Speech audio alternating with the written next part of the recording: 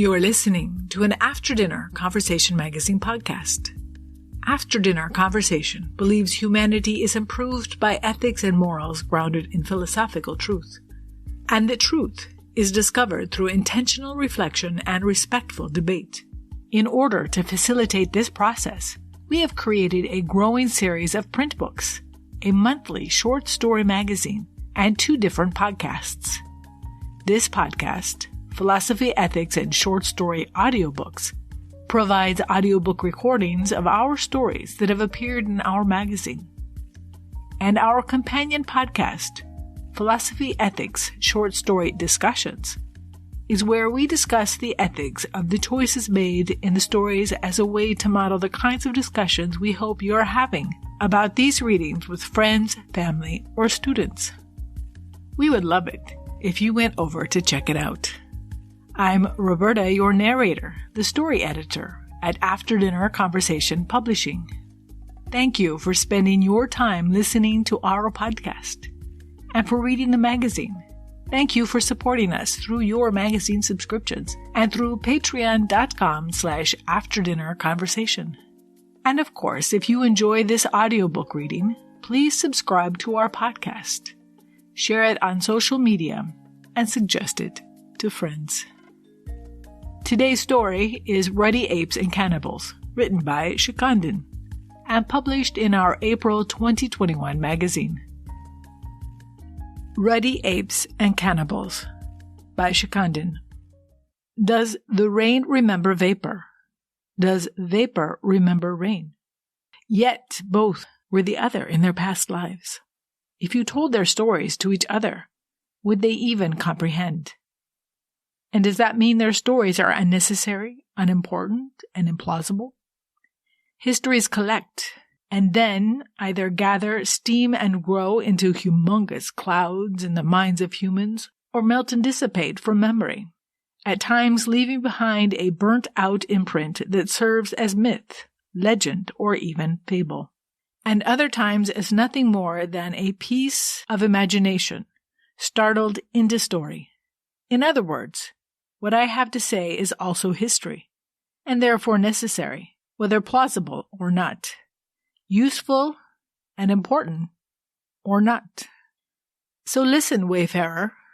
Once upon a time, long ago, a series of explosions occurred on an island far away. The island's destruction did not impact the world at large directly. Besides, those who were responsible for it knew how to camouflage their actions. But before any of it happened, the islanders lived a happy and progressive life. Though I dare say you would have to be open-minded about their progress. Be that as it may, the island was too far from known civilization to be easily discovered. But eventually the islanders were noticed by the passing ships of a specific breed of hominids, or advanced apes, if you will, who were in the habit of casting covetous eyes wherever the sun cast its light. They were ruddy of face and rump, and they had all but forgotten the tails they had shed a few thousand years ago, which is a blip, really, in the history of Earth. They were inordinately proud of their ruddiness and taillessness. They held themselves erect, wore elaborate clothes, ate with the help of unnecessary implements, made ceremonies out of ordinary occasions, made kings and queens out of mediocre apes, expostulated those they did not understand, expounded on matters they knew nothing about, and in general made rude apes of themselves.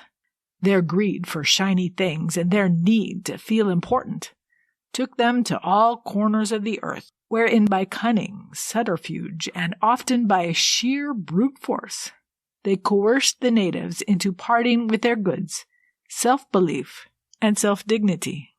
There was not a country the Ruddy Apes hadn't visited and plundered.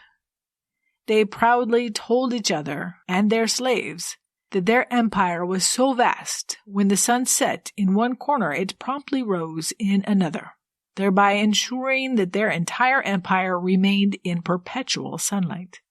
They believed they had taken everything the earth had to give. But a day came when one of them, another knave of the seas, spotted with his long glass a verdant island in the middle of a vast ocean, swaying seductively amidst the blue like a ripe and naked savage girl on a rock in a waterfall. Their whooping was raucous. The islanders heard them, but did nothing to deter them, for they were a peaceful and civilized lot. They too were descended from the great apes that had learned to walk on two legs and work with fire. But these natives remembered where their ancestral tails used to be. Each revered the spot where the tail had shrunk, teaching his or her next generation to do the same.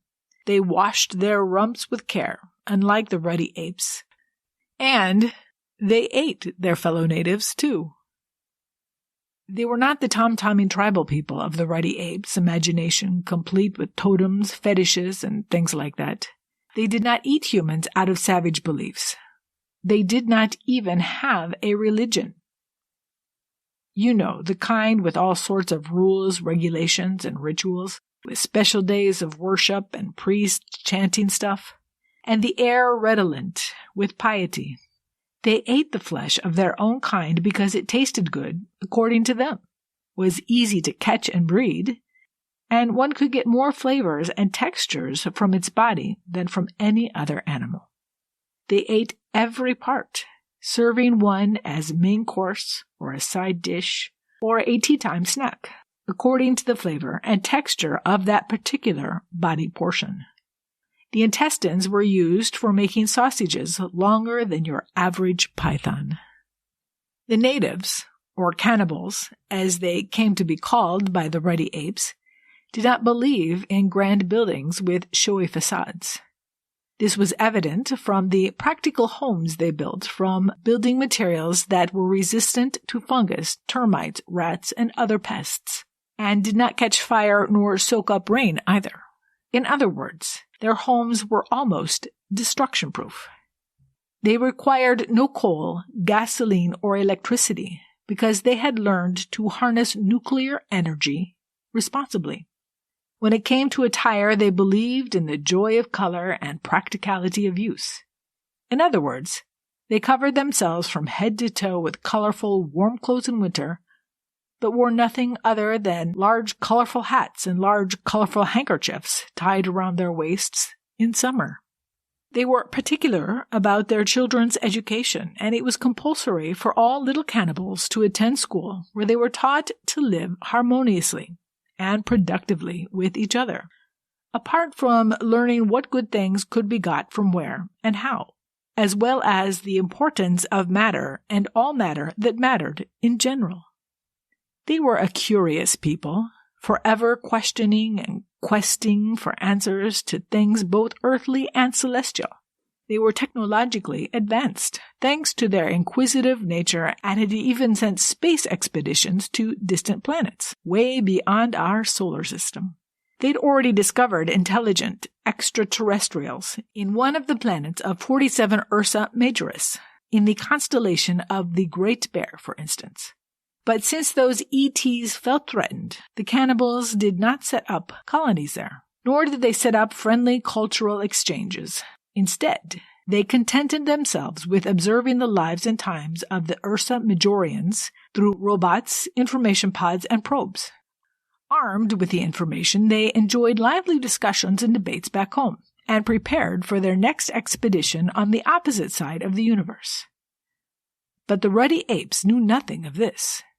They never saw what was there right before their eyes, preferring to rely on their preconceived notions and think up descriptions and meanings of what they could not or simply would not understand.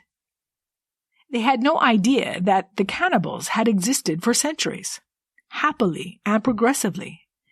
They hardly had any terminally sick because of their vastly advanced medical facilities.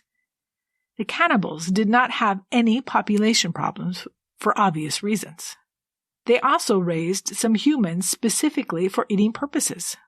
These humans were revered citizens who were kept in absolute comfort, with their every wish pandered to till such a time they decided of their own accord to turn into meals. Sometimes an ordinary citizen would offer her or himself voluntarily, and that was taken to be a great honor, both for the feasters and for the feasted upon. Naturally, the cannibals did not constantly need acres and acres of land, nor did they have to wring the earth dry of resources. What they took they replenished, and did not produce unmanageable amounts of waste. But that's not what happened to the rest of the world. The cannibals knew. They knew everything there was to know about the ruddy apes and others, apes of all kinds. Apes, all of them. Perhaps that was why they never cared to mix in the first place, especially with the ruddy apes who exhibited themselves wherever they went, sometimes annihilating the host culture in the process. The cannibals were not interested, but too polite for their own good, which just goes to show that even creatures of lower order, in fact especially so, can inflict immense harm if you become too sanguine. The ruddy apes thought they had discovered a whole new world. Some said that this was where the descendants of the lost city of Atlanta had hidden themselves away. Others proclaimed that they were actually the true Aryans, descended straight down from the times of the battle of Kurukshetra, without any dilution of their bloodline. Archaeologists, anthropologists, sociologists, biologists, and other scientific ruddy apes, with a few renegade and conquered apes of disreputable colors, argued themselves hoarse about the origins, growth, and culture of the newly discovered civilization. The cannibals were amused at being discovered. It was a completely new experience for them. So they let themselves be observed and examined. As far as they were concerned, these guys could poke around for all they were worth, as long as they didn't learn about the important things, the things that really mattered. The ruddy apes poked and pried and soon began to harbor ambitions of educating and civilizing the cannibals. The latter decided to humor them, and one day even invited one of the ruddy apes, a particularly hungry ape who believed himself to be a connoisseur of food, over for dinner. The hungry ruddy ape was delighted. He had heard a few stories about the culinary skills of the barbarians and was eager to add to his repertoire of food experience. To cut a long story short, the ape came. He saw and sniffed. He ate. He raved about the dishes and begged for recipes, after which all hell broke loose. Nobody knew how he got wind of the fact that he had eaten human flesh. The cannibals had all along been very careful to conceal many things about themselves. But even disciplined people have their moments of weakness. The cannibal who was responsible for putting together that meal may have, in a moment of pride, spilled the beans. Maybe the ruddy apes had planted a spy disguised as a cannibal. Who knows? The dinner guest threw up everything and ran back to his kith as fast as his apish legs would carry him. The ruddy apes turned hostile overnight. They held private meetings and avoided the cannibals who tried to pacify them. Unfortunately, their efforts aggravated the matter. So why didn't the cannibals simply catch them and chop them up? That way they could never have to face a shortage of meat ever. They were experts at freezing food instantaneously. In fact, so advanced were their methods of preserving fresh meats that you would not be able to tell the difference between a fresh carcass and one that had been frozen years ago. The reason why they did not is so simple that it is almost unbelievable. The cannibals did not believe in indiscriminate killing and senseless slaughter. Besides, food was both a matter of sustenance as well as a source of creative expression for them. They were very picky about whom or what they would choose for their tables. They decided to teleport the fools back to their homeland. Unfortunately, things turned out to be very different. Whenever a war or even a disagreement breaks out between two groups, the one that is more savage is more likely to be the winner. The history of the Ruddy Apes is peppered with such examples, which is why perhaps they preferred to eschew spicy dishes. The cannibals debated among themselves about the best method of putting a distance between them. The Ruddy Apes conferred about the best way to vanquish the cannibals, since they like to put up a veneer of high thought and exalted culture over their insidious plans. And the more insidious the plan, the thicker the patina of civility. The Ruddy Apes sent word that they wanted to carry out a few simple tests on them. The cannibals readily agreed. Teleportation was an expensive affair, all said and done.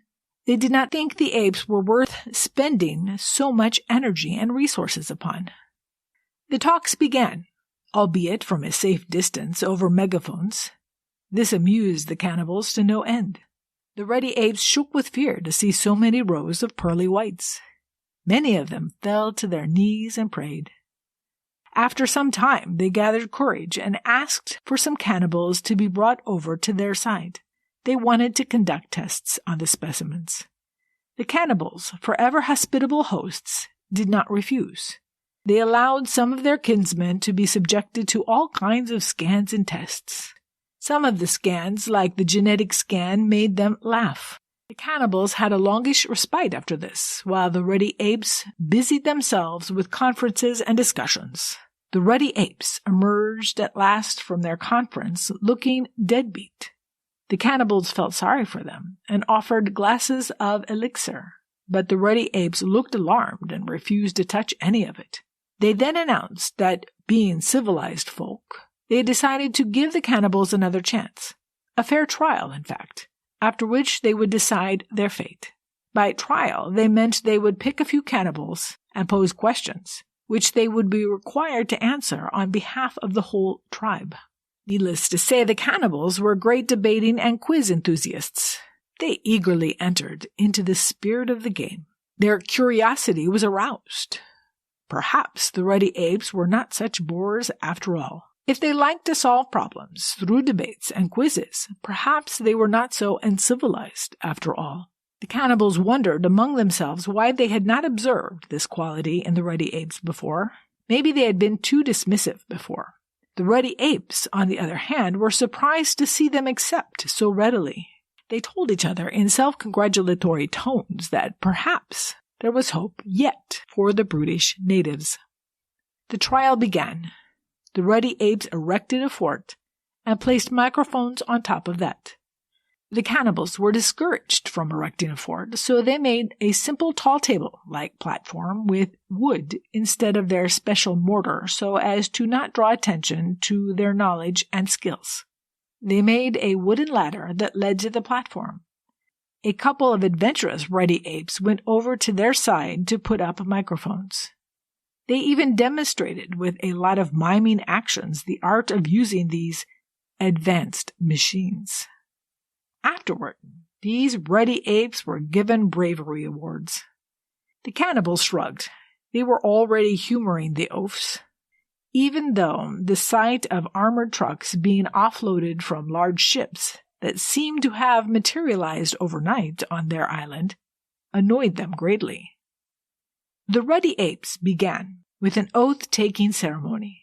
They explained to the cannibals that this was necessary in order to ensure everybody spoke the truth. The cannibals politely nodded but demurred. According to them, lying was an illogical activity that served no purpose other than to delay inevitable truth, thereby wasting time. They did not need to take oaths in order to stick to the truth. Besides, liars would lie anyway, regardless of the books they touched or the gods they invoked. The cannibals' refusal disturbed the Ruddy Apes so much that they had to hold emergency meetings immediately. Finally, they announced that the cannibals were a primitive people who had not yet developed the power of pure logical thinking, which included belief and faith in an almighty power. They also put in stubborn and tendency to be fixated on a single idea on the margins of the minutes of the meeting, next to the heading Character of the Under-Trials. The first question they hurled at the cannibals was, "Do you admit to eating human flesh?" To which the cannibals ready and enthusiastically replied that yes, they did. The Ruddy Apes pursed their lips at such brazenness. They scribbled furiously in their notebooks. Their next question was, why did they insist on eating humans when they had a wide choice of other meats? To this the cannibals replied that they ate humans simply because they enjoyed it. They had thousands of recipes for the different parts of the human body. The cannibals, being gourmets, began to warm up to the subject, making the Ruddy Apes hysterical in the process. The trial had to be adjourned for 20 minutes before they could move on to the third question, which was more of an accusation than a question. Don't you care about fellow humans at all? Don't you know how precious humans are? And to this the cannibals cheerfully replied, yes, we do. We love humans. We know how precious they are. In fact, lately they've become even more so, and we'll be so grateful if you could supply us. You have a surplus. And so on. Oh, this is terrible, the Ruddy Apes cried. Stop, stop, they screamed, their hands against their ears. It took a long time for them to regain their composure, after which the cannibals demanded they break for lunch. The Ruddy Apes were too unnerved to carry on. The trial was adjourned for the day. The following day, at 9 o'clock sharp, the trial began again. The Ruddy Apes looked haggard and listless. They had stayed up the whole night thinking up new strategies to deal with the cannibals. They knew they had managed to get a clear confession from the under-trials, but the situation was far from satisfactory.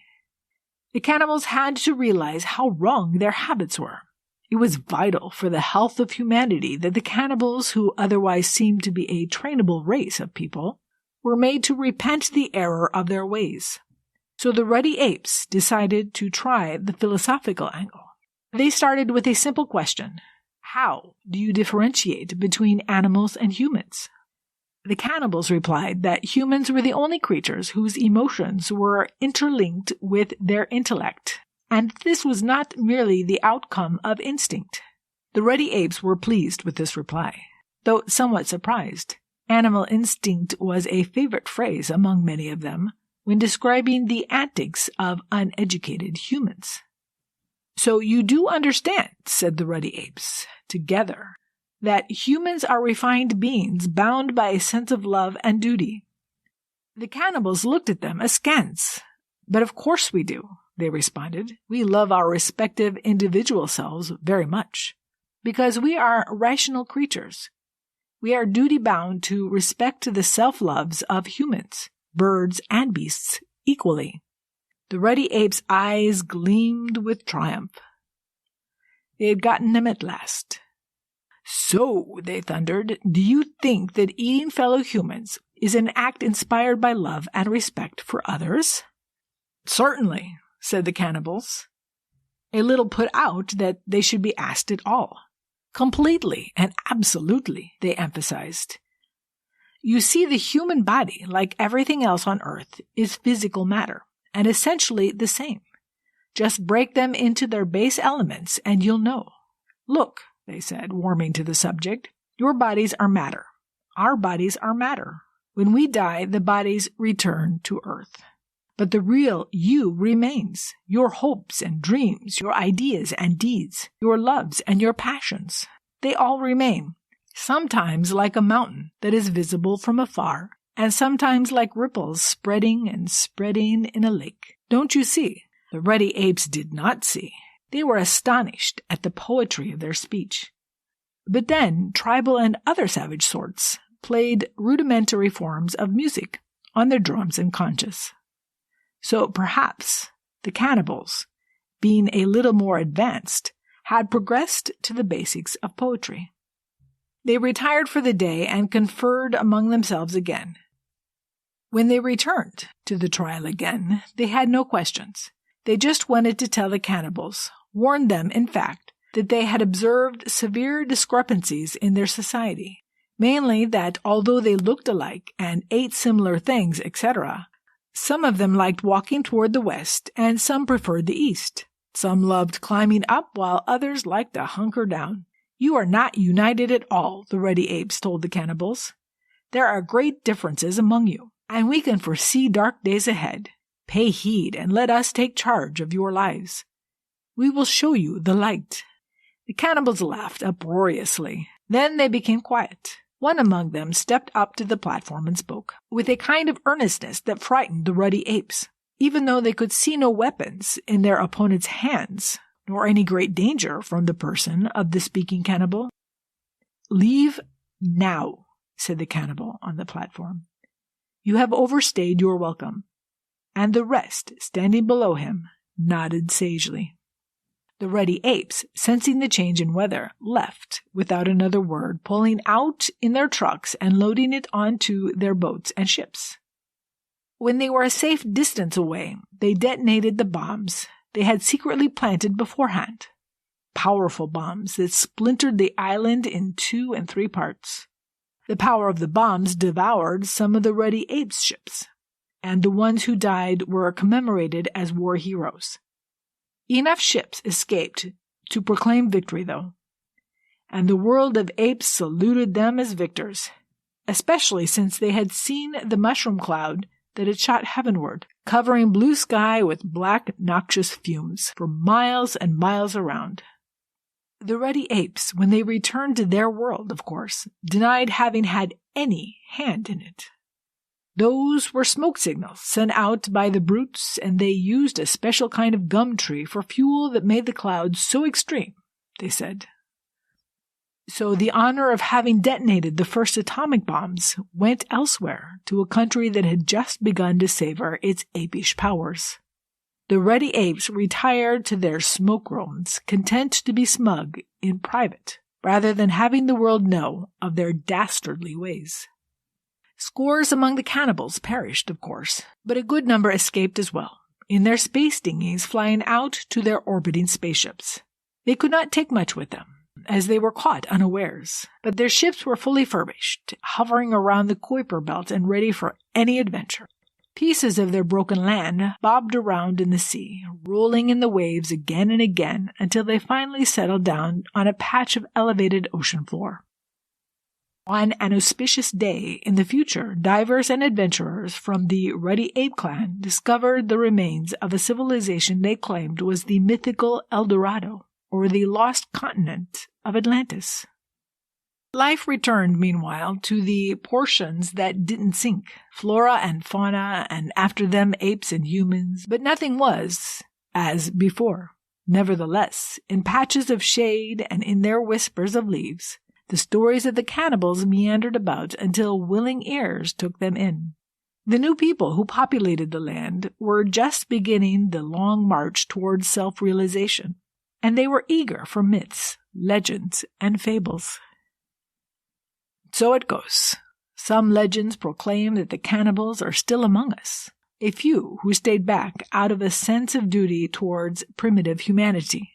They are, of course, in touch with their brethren out there in space. These are the sages, scientists, and the odd social worker.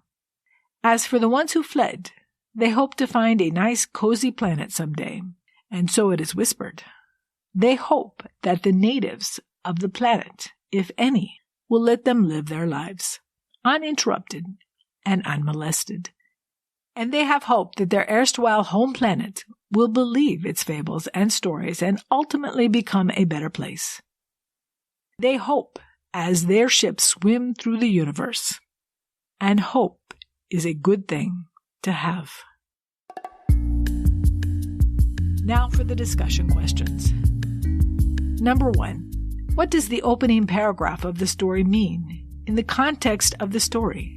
Does rain remember vapor? Does vapor remember rain? Yet both were the other in their past lives. If you had told their stories to each other, would they even comprehend? And does that mean that their stories are unnecessary, unimportant, and implausible? Number 2. The islanders are cannibals. They do so because they like the way human meat tastes. Is that a good enough reason to eat human meat? Is that a good enough reason to eat meat in general? Number 3. Is there any indication in the story that those that are eaten are done so against their will, or as a form of violence? Is it possible to kill or eat another person or animal with their consent? Can consent only be given by an intelligent animal, like a human being? Does that mean human meat is the only meat that can be conscientiously consumed? Number 4. If you were visiting the islanders, would you eat the human meat they gave you to eat? Why? Or why not? 5. Were the Ruddy Apes correct in killing off most of the islanders because of their practice of cannibalism? Is there a societal obligation to destroy, to change, to fix that which society generally finds immoral? And 6. What other universally offensive action could the author have substituted with cannibalism in this story? Is there a substitute action you can think of that would change your evaluation of the Ruddy Apes' response? And that was Ruddy Apes and Cannibals, written by Shikhandin. Next week, we'll be reading Prey by Doc Varga. If you enjoyed this story, head over to our companion podcast, After Dinner Conversation Discussions, and listen to our discussions of this and other short stories from our magazine. We will include a link in the description. And of course, you can always continue the discussion on our webpage, in the comment section, or on our Facebook page. Thank you for joining us, and until next time.